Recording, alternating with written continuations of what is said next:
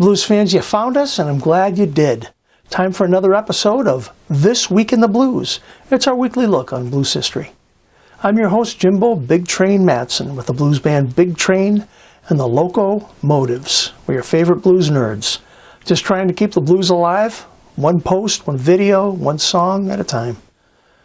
We have a great show for you this week, so let's take a look and see what happened this week in blues history. On December 1st, in 1956, Muddy Waters recorded his version of Got My Mojo Working. As the title indicates, the lyric mentions a mojo or mojo hand. Now, a mojo consists of a flannel bag that contained one or more magical items like animal bones, graveyard dirt, Bible verses, and roots or herbs. It's basically a prayer in a bag, and that it's a spell that can be carried with or on the host's body. Now back to the song. Waters' rendition is included on Rolling Stone's 500 Greatest Hits of All Time at number 359. Now in 1999, it received a Grammy Hall of Fame award, and it's identified as one of the songs of the century. On December 3rd in 1927, Blind Willie Johnson recorded his immortal Dark Was the Night, Cold Was the Ground in Dallas, Texas.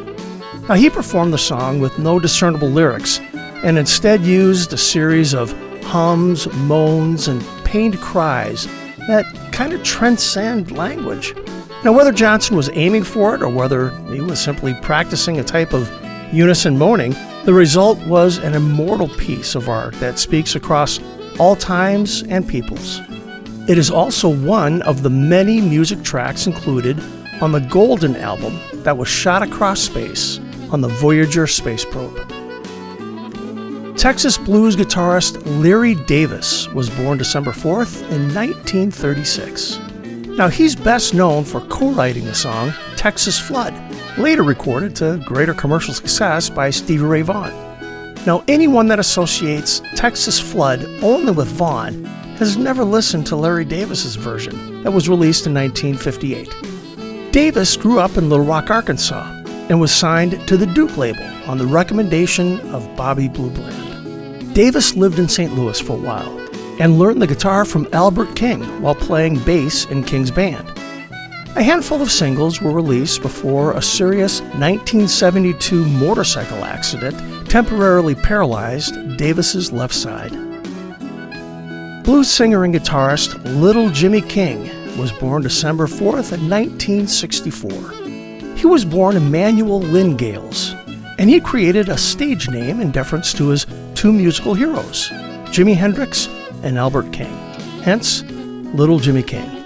He's best known for his tracks Win, Lose, or Draw and Upside Down and Backwards. He was the frontman of Little Jimmy King and the Memphis Soul Survivors. He also worked with Albert King and his brothers Eric and Eugene Gales. Blues harp player Sonny Boy Williamson II was born December 5th in 1912, at least we think. While there's some confusion about his birth date and year, you can't dispute what a charismatic talent he was. Now, Sonny Boy Williamson II, and remember, there is the original Sonny Boy Williamson and then the one we're talking about now. Now, he was in many ways the ultimate blues legend.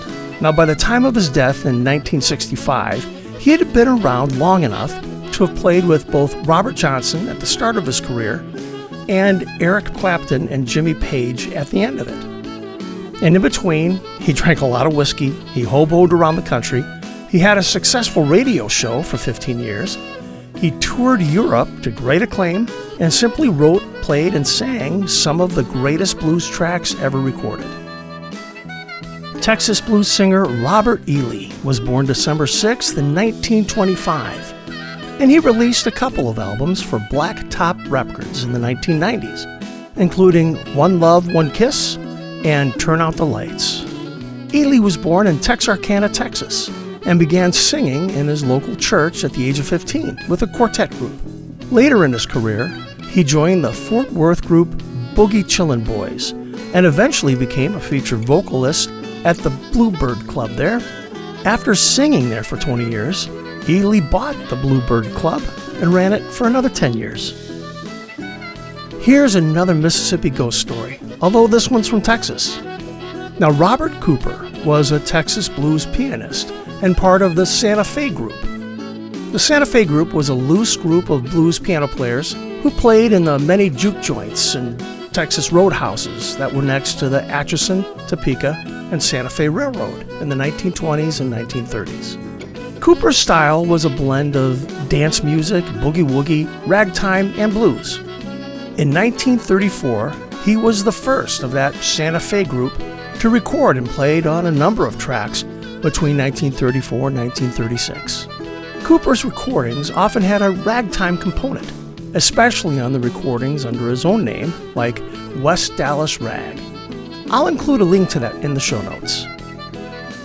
Blues and boogie-woogie pianist Blind John Davis was born December 7th, 1913. He's best remembered for his recordings, including A Little Every Day and Everybody's Boogie. Although he was world-renowned as a blues pianist, he was also proud of his innate ability to play ragtime, a little jazz, and even a schmaltzy Tin Pan Alley ditty or two. Now, he was born in Hattiesburg, Mississippi, and his family moved to Chicago when he was only 2. He lost his eyesight after stepping on a nail when he was 9, but that didn't stop him from learning the piano when he was in his teens. He used his talent to pick up a few bucks by playing in his father's sporting houses. On December 7th, 1965, Willie Dixon brought Coco Taylor to Chess Records, where she recorded Wang Dang Doodle. The story goes that Dixon called Taylor up at 1 in the morning and insisted she come down to Chess Records right then and there to record it. Now, her version was released in the early 1966 timeframe and peaked at number 4 on the Billboard magazine's Rhythm and Blues singles charts and number 58 on the Hot 100. Taylor's rendition was inducted into the Blues Foundation Hall of Fame. Thomas Gray Ghost Williams was born December 7th in 1903. This Texas blues pianist had a 70-year career spanning from the 20s through to the 1990s. He often traveled to area dances and roadhouses by riding empty boxcars. He says he got the name Gray Ghost back when he was hired to play in various small towns. Someone would meet every arriving train or bus, but Williams was never aboard. Yet, mysteriously, he would show up in time to perform. Williams said he was like a ghost. I'd come up out of the ground, and then I was gone. I would put overalls over my suit and tie, and that's the way I traveled. Well, blues fans, while this was a pretty full show, we just covered some of the highlights here. Now, if you want to know more about these artists or other things that happened this week in the blues, be sure to follow our social media pages or visit our website at bigtrainblues.com. Now, we'll have a brand new episode next week, so we'll see you then.